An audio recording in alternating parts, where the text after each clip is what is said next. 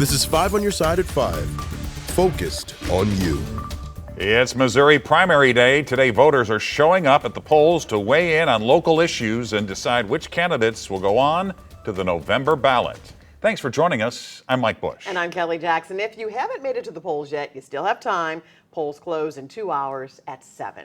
We are following some big races tonight. We have reporters out in the field at watch parties, and our political editor, Mark Maxwell, is here in studio. Of course, one race we're following is for Missouri's 1st congressional district between incumbent Congresswoman Cori Bush and St. Louis County Prosecutor Wesley Bell. Our Justina Cornell joins us live from St. Louis. She's following the Bush campaign tonight. Justina. Well, we're in downtown St. Louis right now in front of the venue where this watch party will be kicking off in about 2 hours. Now, earlier today, we caught up with Cori Bush as she was voting at the St. Louis Public Library on Olive Street bright and early this morning. She said the plan from there was to go to as many polling places from the city to the county and back. Now, Bush is running for her 3rd term in the U.S. House of Representatives. In 2020, she became the first black woman to represent Missouri in Congress. Now, some of her latest efforts range from being an advocate on pro-Palestinian actions to pushing for change around radioactive waste concerns in St. Louis County. Now, her campaign focused on her accomplishments. She claims she brought $2 billion to the 1st District, despite some pushback on those exact numbers. Now, we spoke with Bush right after voting, and here's what she said. I feel great. I feel pumped. I feel the St. Louis love, and I'm just ready to go out and talk to voters and bring this home for the people today. She said many voters have come up to her and said that she will win, but she said nothing is possible if you don't go out and vote. Now let's toss it to Brent Solomon, who's with Wesley Bell's campaign. Brent, he's downtown St. Louis. What can you tell us? Hey there, Justine. I can tell you that the St. Louis County Prosecutor is looking to give up that post in order to represent St. Louis in Washington, D.C. Today, we caught up with him as he cast his ballot. Take a look at your screen right now. Our photojournalist capturing this video. Bell tells us he wants to unite the St. Louis region instead of competing against each other to attract jobs and to improve public safety. He says if what we're doing now was working, other regions would look at St. Louis as a model. Instead, he said today we have a, quote, fractured form of government. He claims he can go to Washington and bring the resources needed to help St. Louis thrive. Here's what he had to say. I think you know who I voted for, and I think the name's right there. So it was, from the very beginning, our campaign, we've seen a clear distinction. Our opponent has been running on division, and we've been running on a vision. And Bell addressed a small crowd of supporters outside of the Clayton Library this morning. Tonight, he'll be right here at the Marriott Grand in downtown St. Louis. His supporters watching those election results come in. We'll be here too, and we'll bring you that coverage and the results as they happen. Tonight, we're live in St. Louis downtown. Brent Solomon, 5 on your side. Another race we are watching is for Missouri governor. The top candidates on the GOP side are Bill Eigel, Jay Ashcroft, and Mike Kehoe. On the Democrat side, we have Crystal Quaid and Mike Hamra. One man who's going to be very busy tonight is our political editor, Mark Maxwell. He's here with a closer look on the candidates. Yeah, Kelly, bring it on. It's a big day in politics. Yeah, there was a VP pick. We heard about that. But in Missouri, we got a big election to watch. We're going to learn the direction of the Missouri Republican Party for the next 4 years, perhaps for the state. Let's start there. Yeah, we've got all of these different races lined up and ready for you tonight. But let's look at this governor's race. You've got Jay Ashcroft, Bill Eigel, Mike Kehoe, and a whole bunch of other candidates who are on the ballot. But let's focus on these top 3. Jay Ashcroft has been campaigning lately south of Missouri with former Arkansas Governor Mike Huckabee. So he's hoping that a lot of people in this region of the state, a lot of rural southern Missouri, might recognize that Mike Huckabee Arkansas vision.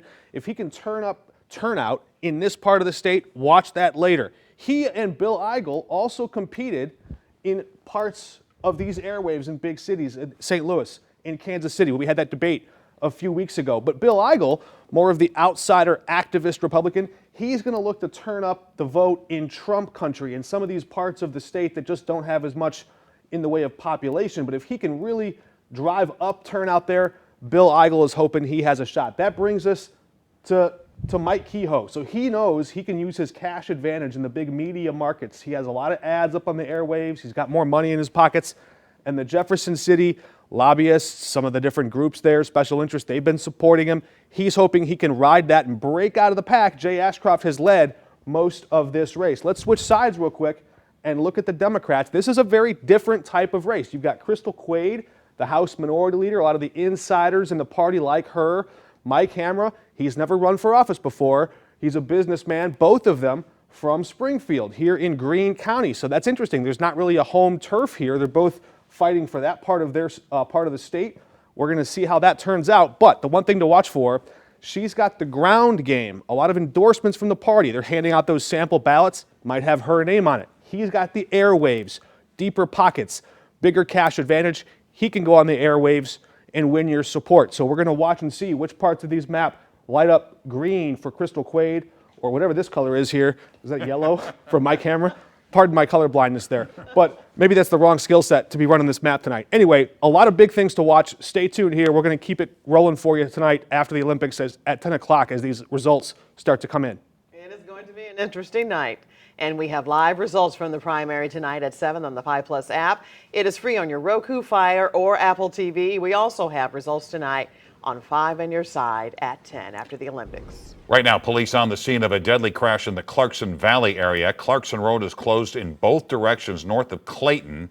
Chesterfield police say a man heading southbound on Clarkson crossed into the northbound lanes and hit a pickup truck head on. The driver of the car died. The pickup truck driver has minor injuries. Clarkson Road is expected to be closed for the next several hours. Now to some developing news we're following tonight out of Washington County, Missouri. In a gruesome and disturbing case, a man is accused of killing his ex-girlfriend with the help of his new girlfriend. 5 on your side's Paula Fasson looked into his past and found he had a history of domestic violence charges. A man and woman are now facing charges after a brutal murder in Richwoods, Missouri. Court documents show 32-year-old Tony Charbonneau allegedly attacked his ex-girlfriend, Amy Hogue.